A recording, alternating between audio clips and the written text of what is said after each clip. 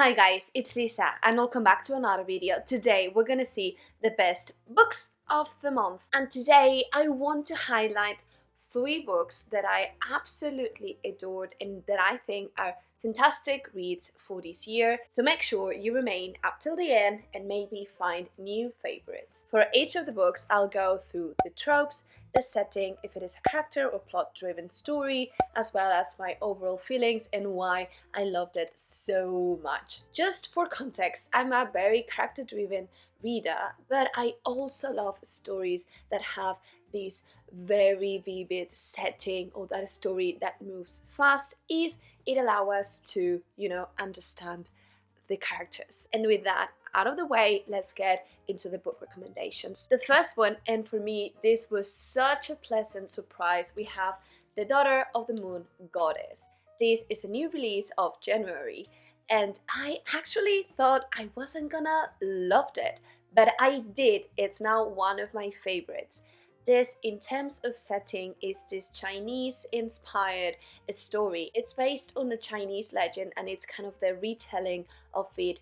This setting is a very vivid, very whimsical. We will see heaven clashing with demons. We will see dragons. We will have a lot to grasp. This is, I think, a little bit of more plot-driven story, but we will also see how the main character grows up through the book, which for me was the perfect blend between this character and plot-driven story, because although things move really fast and a lot of stuff happens, it's really super packed of action and of different trials and things that the character needs to face.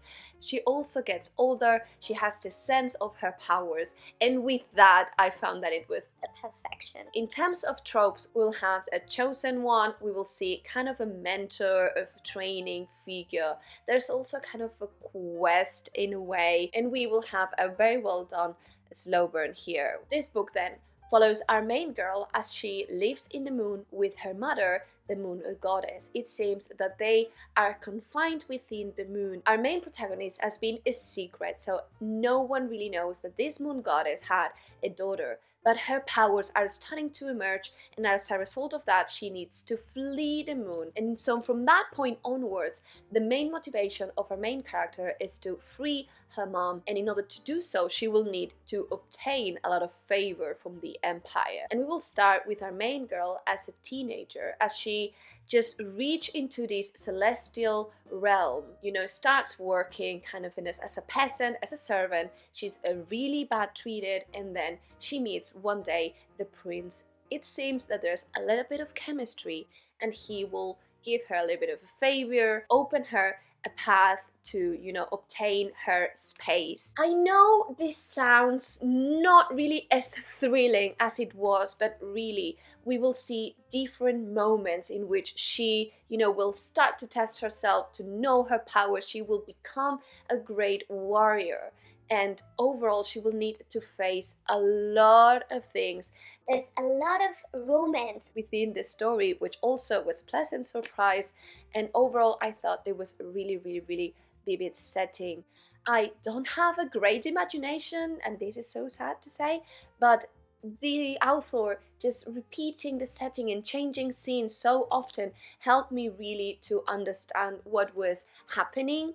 The only concern that I had is that once that they were set into the mindset of going into the next adventure, they just were there instantly. That's why it's a quest, but it's not a quest, because you don't feel this journey. You see that they will need to face this and then this and then this, and those are great, but you won't get that in between moments. There's not really much of just chilling and getting deep into the characters. And then we continue with 2 sequels, which for me are fantastic. One of them, it's also a new release. It was released at the end of last year, and it's the second one of the Drowning Empire. This is the Bone Shard Emperor. And this book, being a sequel, it's really hard to get into the details, but I really want to encourage you to go and pick this series. I think it's one of the best things that you can do this year. This book and the series overall, in terms of setting, we will have this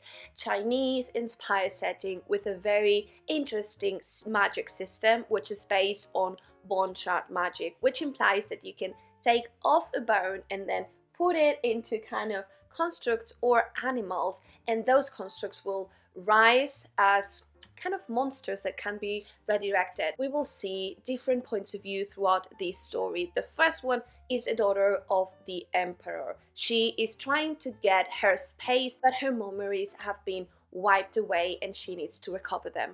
Then we will have another point of view, which is of this man that has lost his wife, and he will do whatever it takes to find her. And in that process, he kind of becomes a hero. It's more of a character-driven story, and we really get to know the characters, which are really, really great and really nuanced. All of them have good and bad motivations. They lie, they trick themselves, and this is fascinating to see. In terms of tropes, I guess it's a little bit of a chosen one. It's really very different, and I really encourage you to pick it up. I really liked this second book way more than I did with the first one. So if you pick the first one and you are compelled to continue, but you're like, I don't know, go ahead and pick the second one, because really things change dramatically. The points of view in this story were reducted. In the first book, The Bone Shard Daughter, we have around 5 different points of view. In this one have been reduced to 2,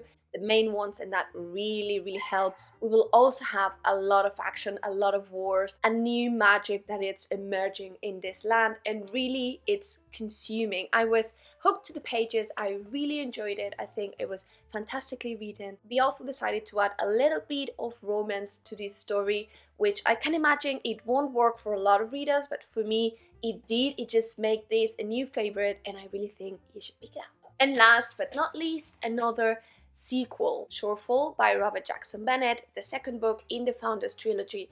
And I'm sorry, because I know I've been talking about this series no end, but I think it's a fantastic moment to pick up this series. If you're wondering what to read, really give this series a try. This summer we will have the third and last of the series, so it's a very good moment to start inputting these books into your TBRs. In terms of setting, we will have this kind of medieval setting with different houses, right, that they have power. This is more of a plot-driven story, to be honest, but we have very charismatic characters and characters that are phenomenally, in my opinion, drawn. In terms of tropes, we'll have a heist at its core, and it's also kind of this greater evil kind of vibe within the books.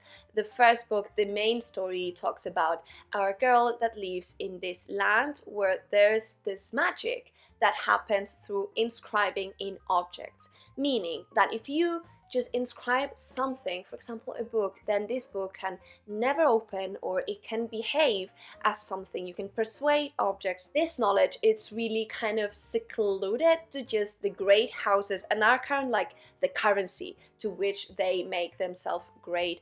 And then we will have our main girl, who is a thief in her heart, and she has the magic ability to sense objects, sense their feelings, which makes her perfect for stealing a very rare item that she was tasked. What she finds within will change the scope of the world, and from that point onwards she will be chased down. This book then follows the main story in there. Some years have passed from the conclusion of the first one. I think this book does a very good job on doubling down on the things that worked on the first one. We will still have a heist, we will still have very great moments with the characters. I only missed one of the characters that it's my favorite to have a little bit more of presence, but the scales were bigger, and overall I thought that it was really entertaining and highly recommend this book. Alrighty, so that was it for today. I really hope you enjoyed these book recommendations. Let me know down below if you did. Also, if you have any book you read and you want to recommend others, please also share it down below. Sharing is caring, and I really hope to see you soon in another video. Bye bye.